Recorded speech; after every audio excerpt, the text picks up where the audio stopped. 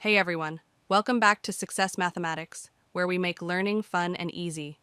Today, we're diving into a super useful concept in math: ratios. If you've ever wondered how to compare two quantities or share something equally, ratios are the tool you need. Stick around, because by the end of this video, you'll be a ratio expert. Let's get started. What is a ratio? So, what is a ratio? A ratio is a way to compare two quantities. Think of it as a comparison between two numbers. For example, if there are 2 apples and 3 oranges in a fruit basket, we can write the ratio as 2 to 3, which means for every 2 apples, there are 3 oranges, 3 oranges. You can write a ratio in 3 ways: 2 to 3, 2:3, or as a fraction, 2/3. Pretty simple, right? Ratios in real life.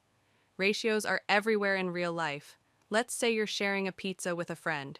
If you eat 3 slices and your friend eats 5, the ratio of your slices to your friend's slices is 3 to 5. Another example, recipes.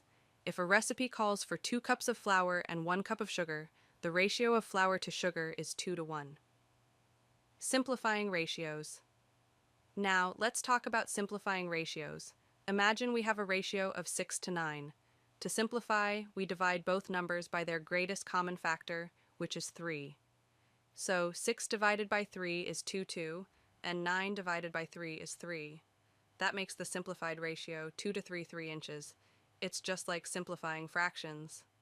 Equivalent ratios.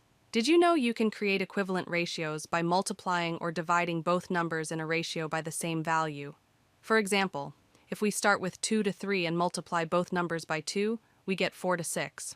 These ratios are equivalent because they represent the same relationship. Practice time. All right, let's test your ratio skills with a quick challenge. If a classroom has 12 boys and 16 girls, what's the ratio of boys to girls? If you said 12:16, you're correct, but can we simplify it? Both 12 and 16 can be divided by 4. So, the simplified ratio is 3 to 4. Great job. Conclusion.